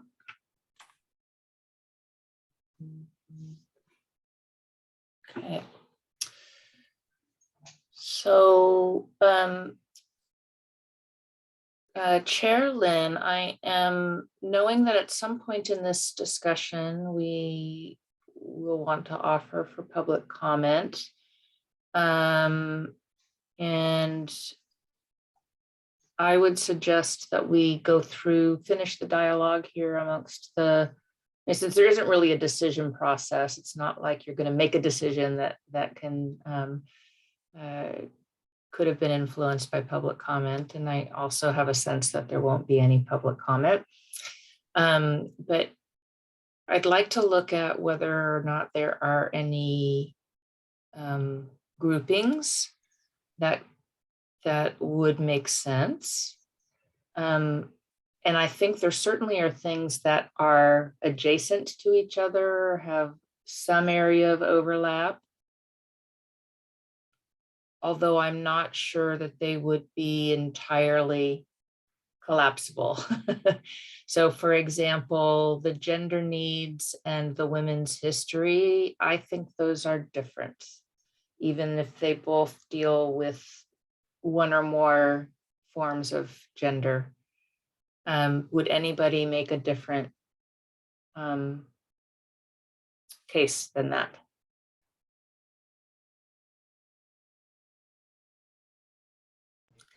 I wanted to, but I couldn't. Couldn't find it. Maybe I'm just tired. I couldn't find it. I see a strong adjacency in synergy, but I couldn't do that. Okay. Similarly, perhaps the diversity week and the reconciliation continuation feel adjacent to me. And one is more explicitly about dialogue and focused on race, whereas the other is multiple formats and more broadly focused, or many dimensions of diversity, not just race. So I'm not entirely sure those can be collapsed either, but what does the group think? I thought that perhaps the reconciliation could be like an event inside of that week. Now, I'm not trying to stick it under something, but I saw a potential for that. I'm not trying to force it, but it could happen. Other thoughts? Just wanted to put it out there if there would be, I guess, I don't know how to put this, but I guess I don't want to prioritize any type of diversity over any other, but I wonder if the sort of what I had mentioned about sort of the sorry, there's no, I don't want to be comparing different types of diversity against each other, but I would be worried about diluting the sort of impact of race and sort of the work that the subcommittee is doing this year that's specific to racial reconciliation being maybe lost if it were combined with all other types of diversity. So I guess that would be my concern with that. I don't know if other commissioners agree. Sorry. I don't know if other commissioners agree with that. I don't know. That's just something I wanted to point out. Well, I mean, this was your post-it, so it can stay a separate item most definitely, unless it seems that the group as a whole, including the poster, feels that they fit together. I saw that Commissioner Solomon, were you going to say something, or did I? Okay. Thank you though. No, Yeah. I was listening, and I might have been gesturing just as I was processing. You might have. You had an intent look on your face. Yeah, I was still trying to process it. I really would, for this stage of the process, really want to defer to Commissioner Lynn, who was the poster of this post-it, and of course, and I'd be happy to hear any other input from the current subcommittee if you have views on this point.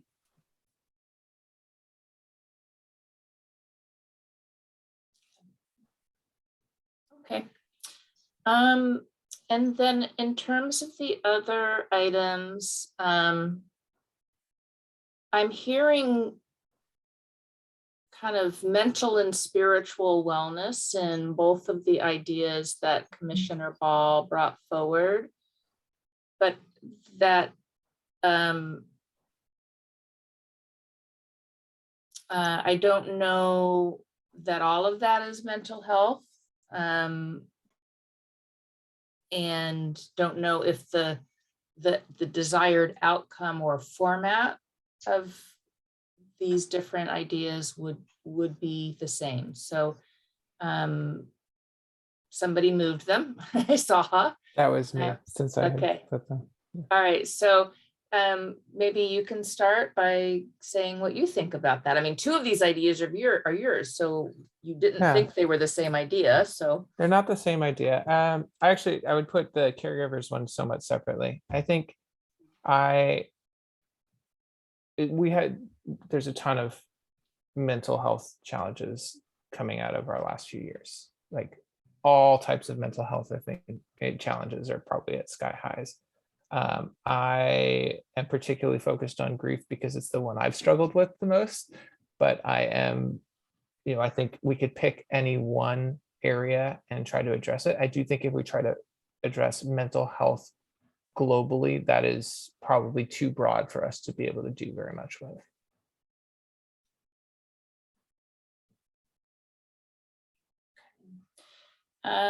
Commissioner Okidu, would you like to add anything to that? Yeah, yeah. Actually, when I saw Commissioner Ball's posted, I thought it could be grouped under the mental health because of the grieving, and as he spoke, I think he actually expressed some of things that I had in my notes. It's how to provide support within our community for people who have gone through, the fallout of the pandemic, through the losses that we've all experienced one way or the other.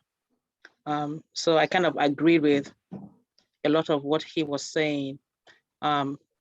People are really struggling to get back to normalcy. People have been used to being indoors and still don't know how to navigate life like they knew before. It's almost like relearning to walk. It's like, you need physical therapy. You need some kind of therapy to, like, life is okay, live on. But how do we support our community to move forward so that, in the broader sense, we become the vibrant community and society that we know that we can be. So. Thank you for that. And that sounds, even just in bringing together those two topics, I was hearing things about that seemed a little different than when we talked about those post-its individually earlier on, around how do we come together? How do we support the community to move forward and to be vibrant? Which has some connections to, the mission of the mission of the HRC might not be mental health, but it is around helping create and support community and the inclusiveness of community. So it did sound different when I heard the two of them talked about together. I think I tend to bring these topics that we need to dissect later on. Yeah. I think it's shifting our state of mind to now, and to move on. If I could just say state of mind, I would say that, but it's still part of our mental state of mind, and to get to a healthier place. Yeah. Yeah. All right. And I think there is not any advocacy to have the caregivers' needs and assets assessment combined. So I think we've finished that exercise. And can I turn it back over to you, Chair Lynn, to seek public comment and move on with the agenda? Sure, happy to. Just want to check real quick with the commissioners. Any last comments on the issues or the topics that we just discussed? Okay, I don't see anything, and I'll look to the public now. If there are anyone in the public forum who would like to speak, raise your hand. I don't see any of the attendees in the public forum.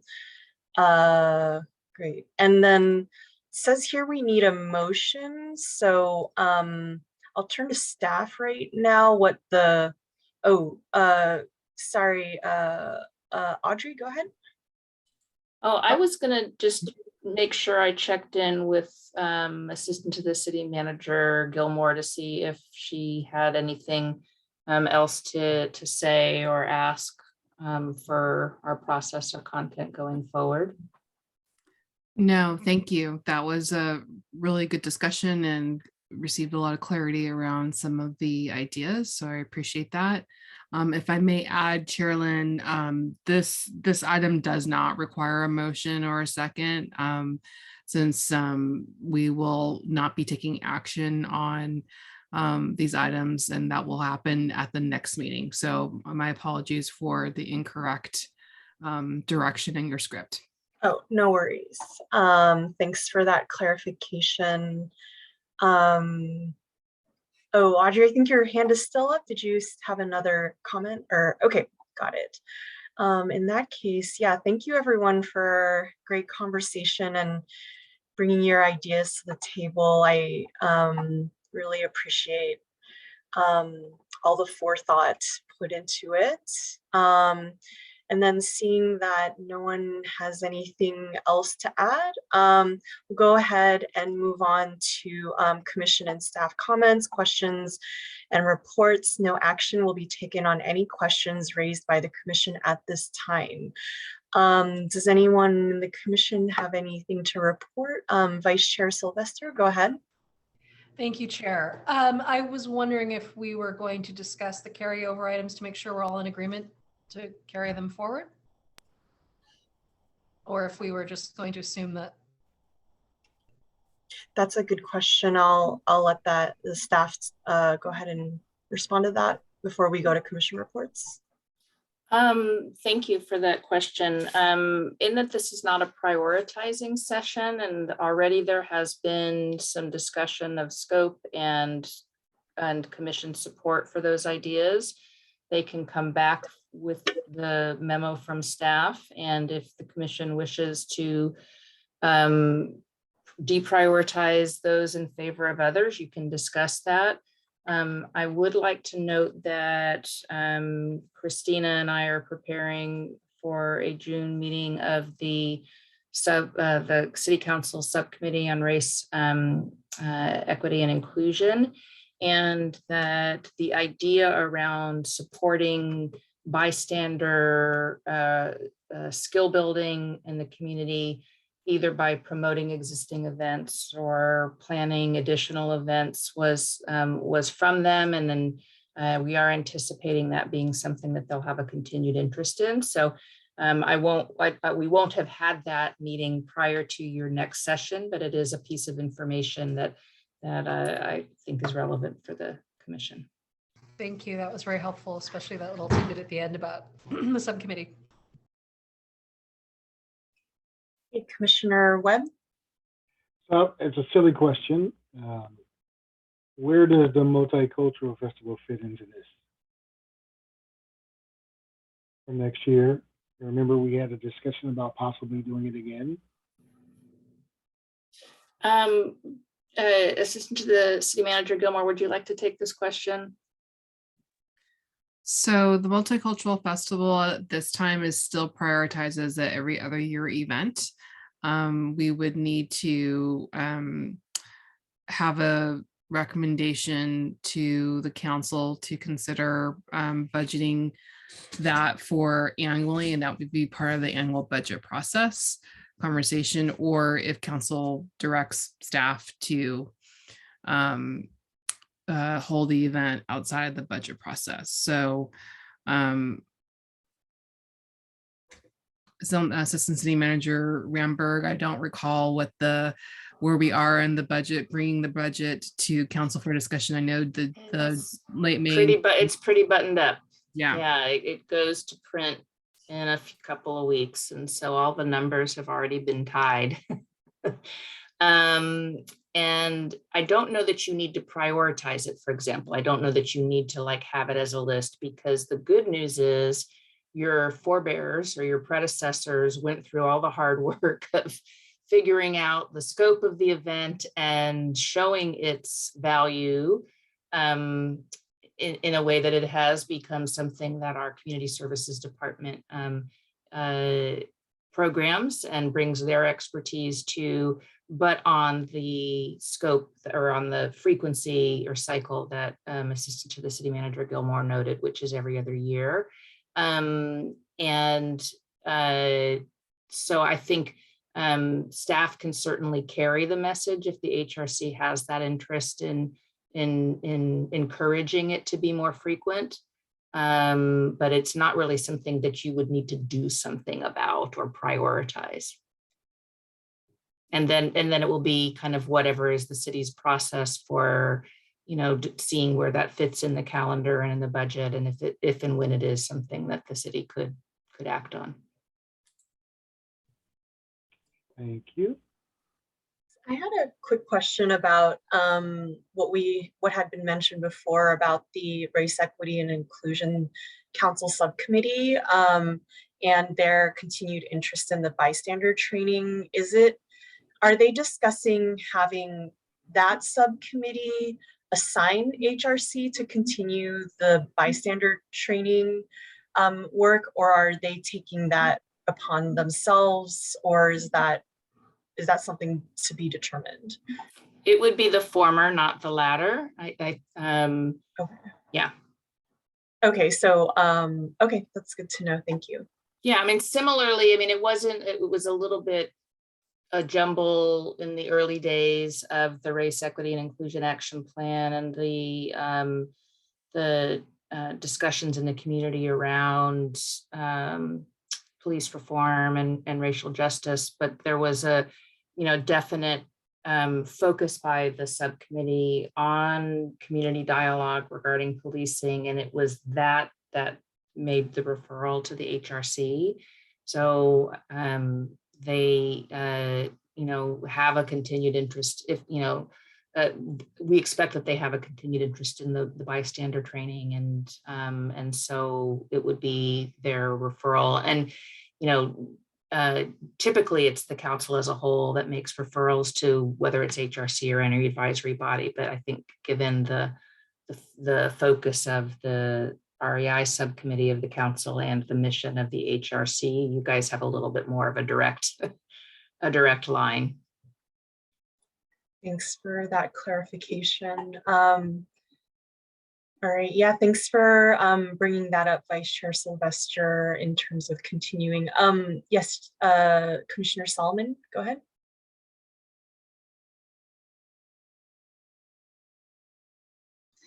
Sorry. This is a comment not on the topic we were just discussing, but for the last agenda item. So actually, before I make my comment, I just want to be clear where we are in the agenda. Do you mean a commission report, or do you mean? A commission announcement, if that's Okay. But I'm not sure if we're actually on that item or if we went back to the previous item, and I just wanted to clarify. Yeah, sorry, I think we went back to the item of new business briefly, but if there's nothing else left there, I'll go ahead and move to commission reports. So Commissioner Solomon, if you want to go ahead.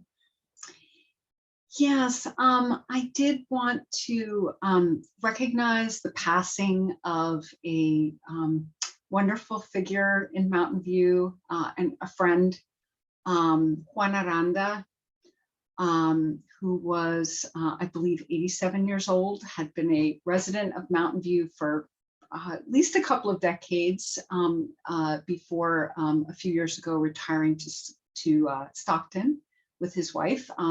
Many of you may have known him. I was just looking at some of the things he did as a fixture here in the city of Mountain View. He was a person who always brought a positive and youthful and generous and supportive spirit to everything he did, inspiring many people of all ages. He coached local Little League baseball. He helped with the city's recreation department. He was a youth mentor with the Restorative Justice Program in Mountain View. He served on the Wisman School Board and the Mountain View Wisman School Board. I believe I recall he ran for city council at one point. He was a Spanish tutor in his neighborhood and a translator at the local Rotacare clinic. And for many years, he taught salsa lessons at the Mountain View Community Center, which is how I had met him. And he passed on April 20th. And just wanted to recognize and remember him. And I haven't heard anything about memorial service arrangements, and so I was wanted to know if anybody had heard. And also, I was wondering if there's any way to just, this is a question for city staff to think about how, if there's any way to honor him, or, and I can have that discussion with city staff offline, but I was envisioning, like, I feel like his name should be on a room at the Mountain View Community Center, given the number of years he, for free taught classes there and did so much for so many people in the community. So yeah, so if anyone has any news of memorial service plans, or again, I can talk with staff offline about if thoughts of just ways to honor him for everything he's done, and really in service of inclusion and participation and diversity and respect here in our community.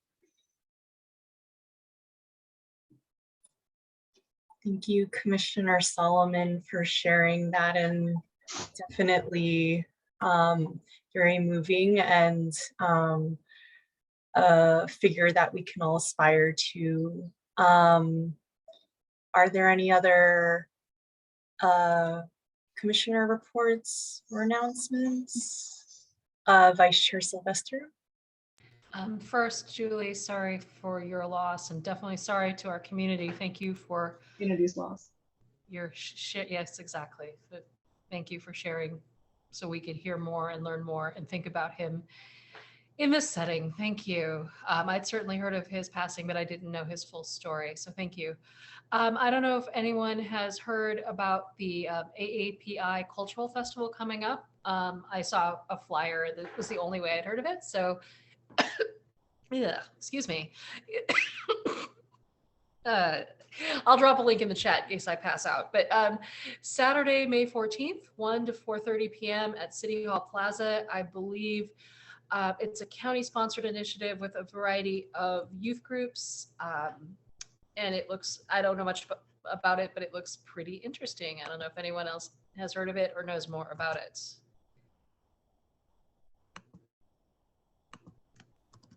Did you say the time? Well, I just dropped a link in the chat. It's, I believe, 1 to 4:30. Okay. Still a couple of few hours. Cool.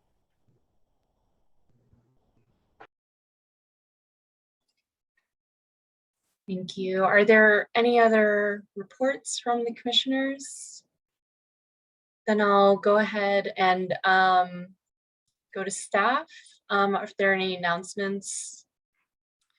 Yes, I have one announcement. So we do have an upcoming CNC meeting, which is a community neighborhood meeting.